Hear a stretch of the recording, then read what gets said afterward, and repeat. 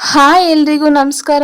ದ್ವೇಷದ ಧಗೆಗೆ ಪ್ರೀತಿಯ ಹೊಕ್ಕುಳಿ ಭಾಗ 28. ವೈಷ್ಣವಿ ಭರತ್ ಶರ್ಮಾ, ಅರ್ಜುನ್ ಅಕ್ಕ. ವೈಷ್ಣವಿ ಮಧ್ಯಮ ವರ್ಗದ ಕುಟುಂಬದ ಹುಡುಗಿ. ವೈಷ್ಣವಿ ಅರ್ಜುನ್ ಆರಾಧ್ಯ ಚಿಕ್ಕವರಿರುವಾಗಲೇ ಅವರ ತಂದೆ ತೀರಿ ಹೋಗಿದ್ದರು. ಶಿವಂ ತಂದೆಯ ಹಠದಿಂದ ಅರ್ಜುನ್ ಶಿವಂ ಹೋಗುವ ಕಾಲೇಜಿಗೆ ಸೇರುವಂತೆ ಆಗಿತ್ತು. ಬಿಡುವಿನ ಸಮಯದಲ್ಲಿ ಶಿವಂ ಜೊತೆಗೆ ಆಫೀಸ್ನ ಕೆಲಸದಲ್ಲಿ ಕೈಜೋಡಿಸಿ ನಿಲ್ಲುತ್ತಿದ್ದ ಅರ್ಜುನ್. ವೈಷ್ಣವಿ ಓದುವುದರ ಜೊತೆಗೆ ಚಿಕ್ಕ ಪುಟ್ಟ ಕೆಲಸಗಳನ್ನು ಮಾಡುತ್ತಾ ಕರಾಟೆ ಕಲಿತಿದ್ದಳು. ವೈಷ್ಣವಿ 3ನೇ ವರ್ಷ ಕಾಲೇಜ್ ಓದುವಾಗ ಭರತ್ ಶರ್ಮಾ ಒಬ್ಬ ಹೋಟೆಲ್ ಉದ್ಯಮಿ. ಅವರ ತಂದೆಯ ಬಿಸಿನೆಸ್ ಬಗ್ಗೆ ತಿಳಿದುಕೊಳ್ಳಲು ಬೆಂಗಳೂರಿಗೆ ಬಂದಿದ್ದ. ಒಬ್ಬ ವಯಸ್ಕರ ಪರವಾಗಿ ನಡು ರೋಡಿನಲ್ಲಿ 5-6 ಪುಂಡರ ಜೊತೆಗೆ ಕಾಳಗಕ್ಕೆ ನಿಂತ ವೈಷ್ಣವಿಯ ದಿಟ್ಟತನ ಬಹಳ ಹಿಡಿಸಿತ್ತು. ಮೊದಲ ನೋಟದಲ್ಲೇ ಬಟ್ಟಲು ಕಣ್ಣುಗಳ ಸುಂದರಿ ಭರತ್ನನ್ನು ಸೆಳೆದಿದ್ದಳು. ಅದೇ ಸಮಯದಲ್ಲಿ ಭರತ್ ವೈಷ್ಣವಿಗೆ ಸಹಾಯ ಹಸ್ತ ಚಾಚಿದ್ದ. ದುಷ್ಟರೊಂದಿಗೆ ಹೋರಾಡಿ ಕೈಗೆ ಬಲವಾಗಿ ಪೆಟ್ಟು ಮಾಡಿಕೊಂಡಿದ್ದ ವೈಷ್ಣವಿಯನ್ನು ಆಸ್ಪತ್ರೆಗೆ ಕರೆದೊಯ್ದಿದ್ದ.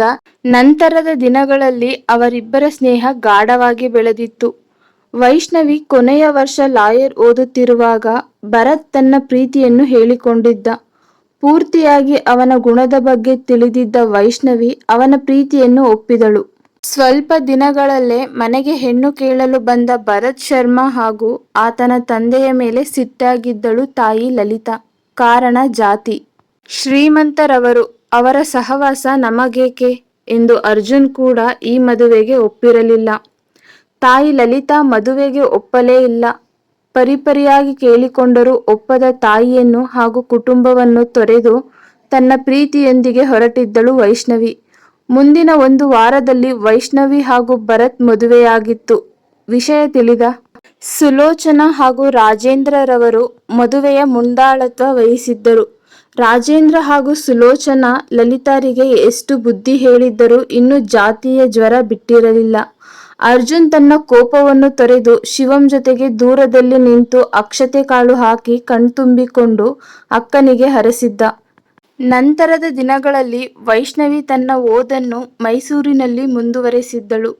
ಗಂಡ ಹಾಗೂ ಮಾವನ ಸಹಾಯದಿಂದ ಲಾಯರ್ ಹುದ್ದೆಯನ್ನು ಅಲಂಕರಿಸಿ ನ್ಯಾಯದ ಪರವಾಗಿ ನಿಂತು ತನ್ನ ಚಾಣಾಕ್ಷತೆಯಿಂದ ಅತ್ಯಂತ ವೇಗವಾಗಿ ಹೆಸರು ಮಾಡಿದ್ದಳು. ದೊಡ್ಡ ದೊಡ್ಡ ಕ್ರಿಮಿನಲ್ಗಳು ಇವಳ ಕೈಗೆ ಸಿಕ್ಕರೆಂದರೆ ಶಿಕ್ಷೆ ಕಟ್ಟಿಟ್ಟ ಬುತ್ತಿ. ಅವಳ ದಿಟ್ಟ ನಿರ್ಧಾರಗಳಿಗೆ ಭರತ್ ಹೆಗಲಾಗಿ ನಿಲ್ಲುತ್ತಿದ್ದ. ಅತಿಯಾಗಿ ಪ್ರೀತಿಸುತ್ತಿದ್ದ ಅವಳ ಹುದ್ದೆಯನ್ನು ಗೌರವಿಸುತ್ತಿದ್ದ. ಆದರೆ ಕೆಲವು ಬಾರಿ ತನ್ನ ತವರನ್ನು ನೆನೆದು ಮುಖ ಚಿಕ್ಕದು ಮಾಡುವ ವೈಷ್ಣವಿಯನ್ನು ನೋಡಿ ಒಂದು ದಿನ ಭರತ್ ರಾಜೇಂದ್ರರವರ ಆಫೀಸ್ನಲ್ಲಿ ಕೆಲಸ ಮಾಡುತ್ತಿದ್ದ ಅರ್ಜುನನಿಗೆ ಸಂಬಳದ ಜೊತೆಗೆ ವೈಷ್ಣವಿ ಕಳಿಸಿದ್ದ ಹಣವನ್ನು ಸೇರಿಸಿ ಅರ್ಜುನ್ಗೆ ಪೊಳ್ಳು ಕಾರಣಗಳನ್ನು ಹೇಳಿ ಆ ಹಣವನ್ನು ನೀಡುತ್ತಿದ್ದರು ರಾಜೇಂದ್ರರವರು. ಕೆಲವು ಬಾರಿ ಅರ್ಜುನ್ಗೆ ಅನುಮಾನ ಬಂದಿದ್ದರೂ ಕೇಳದೆ ಸುಮ್ಮನಿದ್ದ. ಈ 5 ವರ್ಷಗಳ ನಂತರವೂ ಈ ವಿಷಯ ವೈಷ್ಣವಿ, ಭರತ್ ಹಾಗೂ ರಾಜೇಂದ್ರರನ್ನು ಬಿಟ್ಟರೆ ಮತ್ತೆ ಯಾರಿಗೂ ತಿಳಿದಿರಲಿಲ್ಲ. ಶಿವಂ ಫೋನ್ ಮಾಡಿದ ಸ್ವಲ್ಪ ಹೊತ್ತಿನಲ್ಲೇ ವೈಷ್ಣವಿ ಕಾರು MJ ಹಾಸ್ಪಿಟಲ್ನ ಮುಂದಿತ್ತು. ಬರುವಾಗಲೇ ವಿಷಯ ತಿಳಿದುಕೊಂಡ ಗಂಗಾ ಕಂಗಾಲಾಗಿದ್ದಳು. ಅಷ್ಟರಲ್ಲಿ ಮತ್ತೊಂದು ಕಾರಿನಲ್ಲಿ ಅಲ್ಲಿಗೆ ಬಂದಿದ್ದರು ಸುಲೋಚನಾ ಹಾಗೂ ದಮಯಂತಿ. ಕಾರ್ ಪಾರ್ಕ್ ಮಾಡಿ ಗಂಗಾಳೊಂದಿಗೆ ನಡೆದು ಬರುತ್ತಿದ್ದ ವೈಷ್ಣವಿಯನ್ನು ನೋಡಿದ ದಮಯಂತಿ ತನ್ನ ಕಣ್ಣಗಲಿಸಿ, ಅರ್ಜುನ್ ಅಕ್ಕ, ಇವಳು ಇಲ್ಲಿ? ವೈಷ್ಣವಿ ಬಗ್ಗೆ ಪೇಪರ್ ಹಾಗೂ ಟಿವಿಗಳಲ್ಲಿ ನೋಡಿ ತಿಳಿದುಕೊಂಡಿದ್ದ ದಮಯಂತಿಯ ಗಂಟಲೊಣಗಿತ್ತು. ವೈಷ್ಣವಿಯನ್ನು ನೋಡಿದ ಸುಲೋಚನಾ ತುಂಬ ದುಃಖದಿಂದ ಹೋಗಿ ತಬ್ಬಿಕೊಂಡರು. ಅಮ್ಮ, ಏನು? ಹಾಗೊಲ್ಲ, ತಲೆ ಕೆಡಿಸಿಕೊಳ್ಳಬೇಡಿ ಎಂದು ಸುಲೋಚನರ ಬೆಂದಡವಿ ಸಮಾಧಾನಿಸಿದ ವೈಷ್ಣವಿ ಒಮ್ಮೆ ದಮಯಂತಿಯ ಕಡೆ ಕಣ್ಣಾಯಿಸಿದಳು. ವೈಷ್ಣವಿ, ಹೇಗಿದ್ದಿ ಎಂದು ನಾಟಕೀಯವಾಗಿ ನಗುವಿನ ಮುಖವಾಡ ಹೊತ್ತು ಕೇಳಿದಳು ದಮಯಂತಿ. ಅವಳ ಮಾತಿಗೆ ಸಣ್ಣ ನಗು ನೀಡಿದ ವೈಷ್ಣವಿಗೆ ದಮಯಂತಿಯ ಮುಖದಲ್ಲಿ ಅಣ್ಣನ ಆಸ್ಪತ್ರೆಯ ವಾಸ ಯಾವ ನೋವನ್ನು ನೀಡದಂತೆ ಕಾಣಲಿಲ್ಲ. ಮತ್ತೆ ತಡ ಮಾಡದೆ ಹಾಸ್ಪಿಟಲ್ ಒಳಗೆ ನಡೆದಿದ್ದಳು. ಅವಳನ್ನು ಹಿಂಬಾಲಿಸಿದ್ದರು ಎಲ್ಲರೂ. ಒಬ್ಬ ಸಪ್ಲೈಯರ್ ಹುಡುಗನ ಕೈಗೆ ಸಿಕ್ಕಿದ್ದ ಸೋಹಂ ಫೋನ್ ಪದೇ ಪದೇ ಬಡಿದುಕೊಳ್ಳುತ್ತಿತ್ತು. ಅದನ್ನು ನೋಡಿದ ಆ ಸಪ್ಲೈಯರ್ ಹುಡುಗ ಮತ್ತೊಬ್ಬನ ಬಳಿ, ಈ ಫೋನ್ ಯಾರದ್ದು ಮಾರಾಯ, ಯಾವಾಗಿನಿಂದ ಪದೇ ಪದೇ ಫೋನ್ ಬರ್ತಾನೇ ಇದೆ, ಕಾಲ್ ರಿಸೀವ್ ಮಾಡಿದ್ರೆ ಗೊತ್ತಾಗುತ್ತೆ, ಈ ಫೋನ್ ಯಾರದೆಂದು ಎಂದವ ರಿಸೀವ್ ಬಟನ್ ಒತ್ತಿ ತನ್ನ ಕಿವಿಗೆ ಇಟ್ಟಿದ್ದ ಫೋನನ್ನು ಹಲೋ ಸೋಹಂ, ನಿನಗೆ ಎಷ್ಟು ಬಾರಿ ಕಾಲ್ ಮಾಡೋದು? ಎಲ್ಲಿದ್ದೀಯ ನೀನು? ಇಲ್ಲಿ ಡ್ಯಾಡಿಗೆ ತುಂಬ ಸೀರಿಯಸ್ ಆಗಿದೆ. ಆದಷ್ಟು ಬೇಗ MG ಹಾಸ್ಪಿಟಲ್ಗೆ ಹೊರಟು ಬಾ. ಶಿವಂನ ಗಂಭೀರವಾದ ಧ್ವನಿ ಕೇಳಿದ ಆ ಸಪ್ಲೈಯರ್, ಸರ್, ಒಂದು ನಿಮಿಷ, ಫೋನ್ ಯಾರದೆಂದು ತಿಳಿದಿಲ್ಲ. ನರ್ತಕಿ ಪಬ್ನಲ್ಲಿ ಬೀಳಿಸಿಕೊಂಡಿದ್ದಾರೆ. ನೀವು ಯಾರೆಂದು ತಿಳಿದರೆ ನಾವು ಅವರಿಗೆ ತಲುಪಿಸುವ ವ್ಯವಸ್ಥೆ ಮಾಡುತ್ತೇವೆ ಎಂಬ ಮಾತಿಗೆ ವಾಟ್, ನರ್ತಕಿ ಪಬ್ ಎಂದವನಿಗೆ ಮತ್ತೊಮ್ಮೆ ಎಸ್ ಸರ್ ಎಂಬ ಉತ್ತರ ದೊರಕಿತು.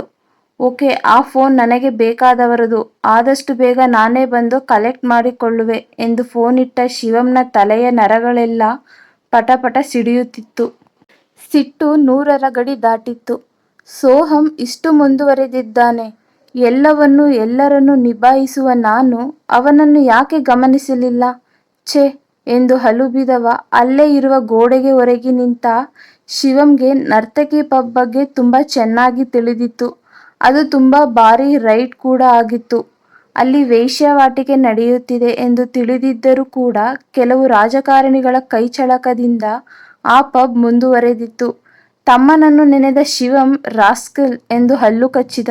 ಧರಣಿಯ ಮಾವ ಅಡ್ಮಿಟ್ ಆಗಿರುವ ಹಾಸ್ಪಿಟಲ್ಗೆ ವಾರಿದ ಶರತ್ನನ್ನು ಕರೆತಂದಿದ್ದಳು. ಶಿವಂನ ಇಡೀ ಫ್ಯಾಮಿಲಿ ಹಾಸ್ಪಿಟಲ್ನಲ್ಲಿ ಇರುವುದನ್ನು ನೋಡಿದಳು ವಾರಿದ. ವೀಲ್ ಚೇರ್ ಮೇಲೆ ಕುಳಿತಿದ್ದ ಶರತ್ ಬಳಿ, ಶರತ್, ಅಲ್ಲಿ ನೋಡು, ಇಡೀ ಚತುರ್ವೇದಿ ಫ್ಯಾಮಿಲಿ ಹಾಸ್ಪಿಟಲ್ಗೆ ಬಂದು ಬಿಟ್ಟಿದೆ. ಅದಕ್ಕೆ ಹೇಳುವುದು ಮಾಡಿದ್ದುಣ್ಣೋ ಮಾರಾಯ ಅಂತ. ಅವಳು ಮಾಡಿದ ಪಾಪ ಈಗ ಮನೆಯವರನ್ನು ಸುತ್ತಿಕೊಂಡಿದೆ ಅಷ್ಟೇ ಎಂದು ತುಟಿ ಕೊಂಕಿಸಿದಳು ವಾರಿದ. ಅವಳ ಮಾತಿಗೆ ಹಣೆ ಉಜ್ಜಿಕೊಂಡ ಶರತ್, ವಾರಿ, ಸ್ವಲ್ಪ ಸುಮ್ಮನೆ ಇರ್ತೀಯಾ? ನಾವು ಬಂದಿರುವುದು ಡಾಕ್ಟರ್ನನ್ನು ಮೀಟ್ ಮಾಡೋಕ್ಕೆ. ಆ ಕೆಲಸ ಮಾಡೋಣ, ಬೇರೆಯವರ ವಿಷಯ ನಿಮಗೆ ಬೇಡ ಎಂದು ವಾರಿದಾಗೆ ಗದರಿದ ಶರತ್ ತನ್ನ ವೀಲ್ ಚೇರ್ ಚಕ್ರವನ್ನು ತಾನೇ ತಳ್ಳಿಕೊಂಡು ಮುಂದೆ ಹೋಗಿದ್ದ. ವಾರಿದ ಅವನನ್ನು ಹಿಂಬಾಲಿಸಿದ್ದಳು. ಕತೆ ಮುಂದುವರಿಯುವುದು. ಪಲ್ಲವಿಯವರು ಬರೆದಿರುವಂಥ ಈ ಕತೆ ನಿಮ್ಗೆ ಇಷ್ಟ ಆದಲ್ಲಿ ಲೈಕ್ ಮಾಡಿ, ಶೇರ್ ಮಾಡಿ ಹಾಗೂ ನನ್ನ ಚಾನಲ್ನ ಸಬ್ಸ್ಕ್ರೈಬ್ ಮಾಡಿ. ಯಾರೆಲ್ಲ ಇನ್ನೂ ಸಬ್ಸ್ಕ್ರೈಬ್ ಮಾಡ್ದೇನೆ ಕತೆ ಓದ್ತಾ ಇದ್ದೀರೋ ಪ್ಲೀಸ್ ಸಬ್ಸ್ಕ್ರೈಬ್ ಮಾಡ್ಕೊಂಡು ಕತೆ ಓದಿ. ಹಾಗೆ ಕತೆ ಹೇಗಿದೆ ಅಂತ ಕಮೆಂಟ್ ಮೂಲಕ ತಿಳಿಸಿ. Thank you.